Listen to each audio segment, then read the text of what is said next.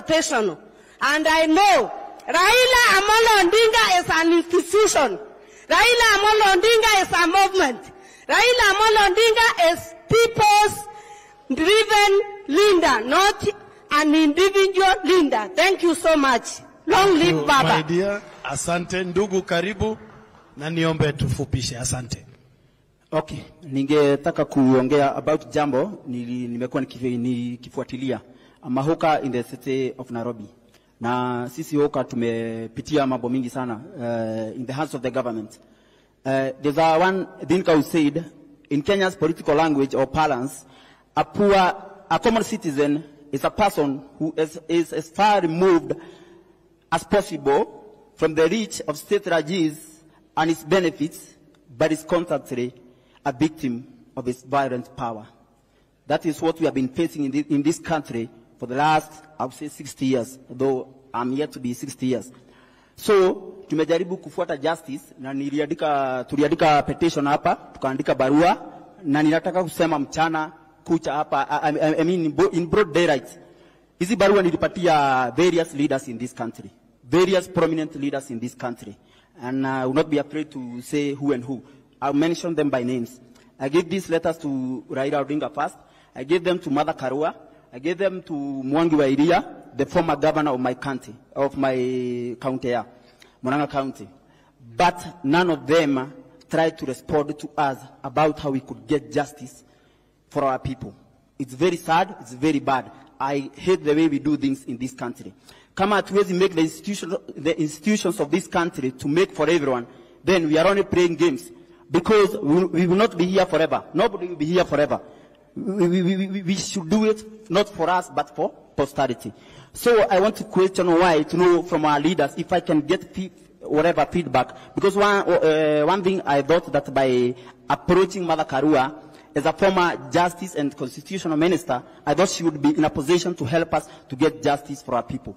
Our peoples were maimed, others were killed by the city council and the Kenya police. And many areas were confiscated. And today, many of our people are living with those cars.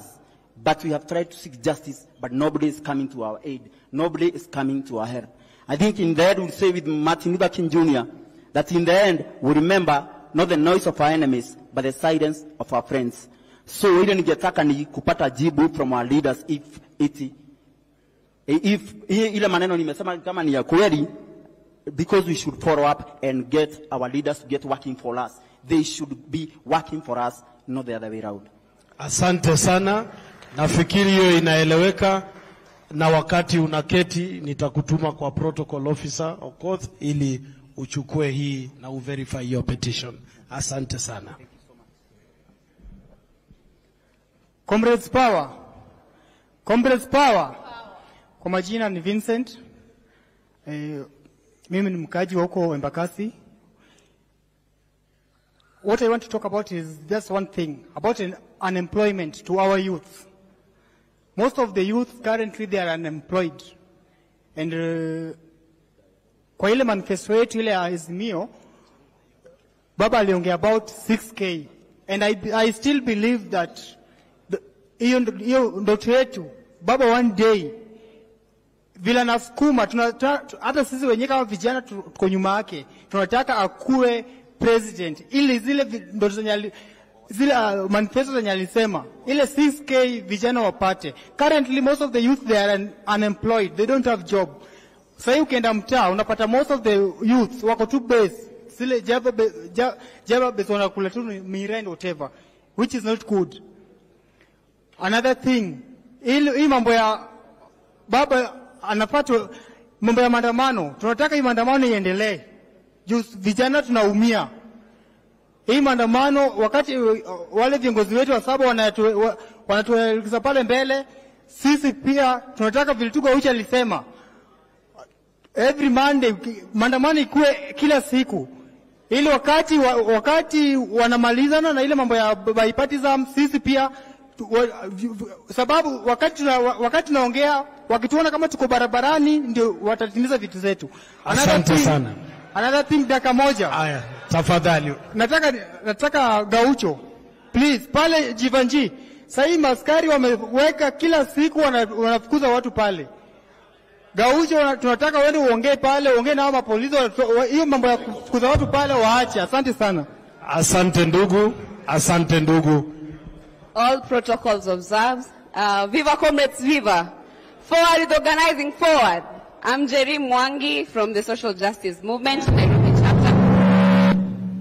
And my contribution hapa ni also teen moms and women in general, na pia the working class ambao wako Mathare. Mimi mwenyewe nimetoka Mathare, na sisi tukitokea 20th siku ya maandamano tulitokea because of the high cost of living ambayo tuna experience sana, ambayo inatuumiza sisi kama wananchi ambao wako huko chini at the grassroots level.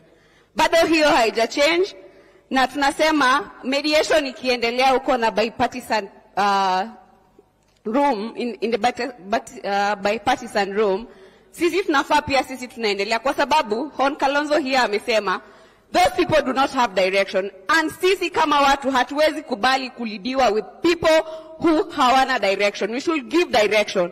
Na direction ni we put pressure so that the right team yeko hapo mbele, so that kile sisi yenye tunataka sisi kama wananchi wa huko chini, na sisi kama women ambao tunateseka kila siku, as Minoda Cha has said before, tunataka vitu ambazo tunataka zikuwe presented hapo mbele. Na pia what Vincent has just said here, majority of the youth are not employed, na ndio inaleta also crisis zenye zinaendelea. Kuna high cost of living, kuna crime ambayo inaendelea kwa mitaa yetu, na ni kwa sababu vijana wameenda shule, wazazi wamewasomesha, lakini hakuna employment. Na ni kwa sababu ya government ambayo iko imejiposition hapo kama government ya Ruto, ambayo haina interest ya the youth that has. So ni lazima to march siku ya 7/7, tuende tuwatoe State House na tuweke the right people who ambao wako na interest ya the people at heart. Thank you. Thank you, thank you. Na niwashukuru nyote mliotoa maoni haya hapa, na nitoe hakikisho kwamba yatashughulikiwa kikamilifu. Niombe sasa kumkaribisha kiongozi wa walio wachache katika bunge la kitaifa, mjumbe wa Ugunja, Mheshimiwa James Opio Wandai. Karibu Mheshimiwa Wandai.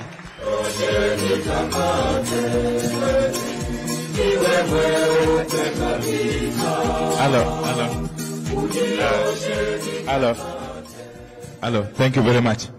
Thank you very much, Baggy, and all protocol observed.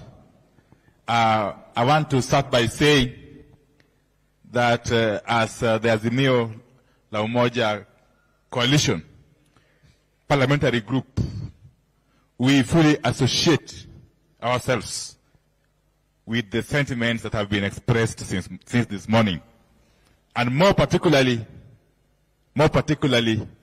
we fully adopt the position taken by the social justice sector on these issues. Fully. Let me just ask those MPs who are here to just stand so that we may know them. Just stand and wave. Very good. Asanteni sana. We also have in our midst the leader of majority of the Nairobi County Assembly, Mheshimiwa Peter Imwatok, and I think their whip, Mheshimiwa Moses Ogeto, and all the MCS who are here. Kindly be upstanding for you to be acknowledged. Thank you very much. And let me say this about the so-called bipartisan process. You are aware, and all of us are aware indeed, that in the election of August 2022, upwards of 8 million Kenyans who are registered voters did not vote. So the question is, how can Parliament pretend to be representing those people, and yet we do not know to which political formation they belong? And that's why we are saying that unless that bipartisan process is opened up to include external players, including the church, the student unions, the workers, the youth, the women, and everybody else. They cannot be allowed to proceed. And that is going to be the point of departure. That process can only be an extra-parliamentary process. In any case, we know that Parliament has never offered solutions to this country whenever we have wanted solutions. As a matter of fact, Parliament has on many occasions been an impediment to the country's progress. And therefore, the Parliament of Kenya cannot pretend to be an alpha or omega. We must open up those discussions to include everybody else who don't subscribe to either Azimio or Kenya Kwanza. Sinamna hiyo. La pili, the current economic situation that we are facing, which has resulted in the government for the first time in our history failing to pay its workers, is directly linked or related to that election of August last year and its outcome, which we have rejected. Because anywhere else in the world, when a regime comes into power, it must first inspire confidence. If it is a legitimate administration, it must be able to reassure the investors, the business, the market, without even saying or doing anything. What we have seen with the Kenya Kwanza regime is the exact opposite. It has scared away everybody else, the investors, the market, and we have got a lot of uncertainty, which can only be addressed by opening up the server. And on the matter of the server, Your Excellency Baba, we are aware that Venezuelans have been here for the past 3 or so weeks. They were sent to come and try to tamper with the server, so that eventually, if the pressure is too much on them, they can open it up, and then we find falsified records. Those Venezuelans, we have been on their track. We have been trailing them. They have been able to escape our dragnet. The last 2 weeks or so, they were staying in a hotel in Kileleshwa. When they realized we are on their tracks, they moved. They are on the run, but they are still in the country. We are also aware that they have had a meeting with a former CEO of IEBC. They have equally had a meeting with a former chairman of IEBC. So we want to caution them, wherever they are and their sponsors, that they are in our radar. And we cannot allow this country to move on unless and until we open up the server and get the true position. Wangapi makwaya na mimi? Finally, we want to agree with those who have spoken here before us that we can scale the stairs as we chew gum. We can negotiate in an extra parliamentary